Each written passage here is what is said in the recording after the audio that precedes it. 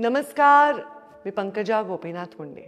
मला माहिती आहे तुमच्या घरी खूप लगबग चालू आहे आणि ती आहे आपल्या सगळ्यांच्या लाडक्या गणपती बाप्पाच्या आगमनाची लगबग। या लगबगीमध्ये भरभरून मिठाया आणा, भरभरून फुलं आणा, भरभरून सजावट करा, मात्र पर्यावरणाचं भान ठेवून आपली मूर्ती जास्तीत जास्त प्रयत्न करून मातीचीच घ्या।